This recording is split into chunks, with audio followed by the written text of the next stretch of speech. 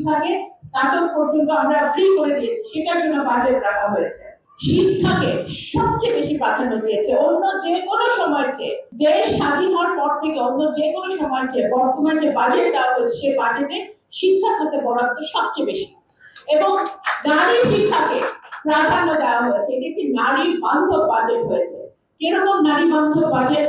এই বাজেটে আমি আগেই বলেছি ফ্যামিলি কার্ডের কথা, ফ্যামিলি কার্ডের জন্য বরাদ্দ রাখা হয়েছে। নারীদের শিক্ষার জন্য যে আমরা নারীদের শিক্ষাকে স্নাতক পর্যন্ত আমরা ফ্রি করে দিয়েছি, সেটার জন্য বাজেট রাখা হয়েছে। নতুন কুড়ি, যেখানে আমাদের ছেলেদের পাশাপাশি মেয়েরাও ফুটবল, ক্রিকেট সহ বিভিন্ন স্পোর্টসে তারা অত্যন্ত পারদর্শী ভাবে এগিয়ে যাচ্ছে, ট্যালেন্ট নিয়ে এগিয়ে যাচ্ছে, সেই নতুন কুড়ি স্পোর্টসের জন্য বাজেট রাখা হয়েছে। এবং সবচেয়ে বড় কথা, কারিগরি শিক্ষা।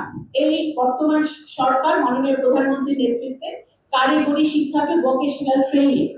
ফার্ম ফ্রেশ পাস্তুরিত তরল দুধ, বেশি ভালো দুধ।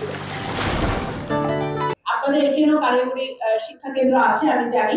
ভোকেশনাল ট্রেনিংকে অত্যন্ত গুরুত্ব দিচ্ছে, কারণ আমার যে ভাইটি বা যে বোনটি তার নিজের পরিবারের পয়সা খরচ করে, নিজের টাকা পয়সা খরচ করে বিদেশে যাচ্ছে, সে যাতে একটি ভালো শিক্ষা নিয়ে, ভালো একটা স্কিল নিয়ে সে বিদেশে যেতে পারে এবং কোন দালাল চক্র বাদ দিয়ে ভালোভাবে গিয়ে বিদেশে সে উপার্জন করতে পারে, সেইটা নিশ্চিত করার জন্য বর্তমান সরকার সেটা কাজ করছে এবং পররাষ্ট্র মন্ত্রণালয় থেকে আমরা সেটা পুঙ্খানুপুঙ্খভাবে দেখছি।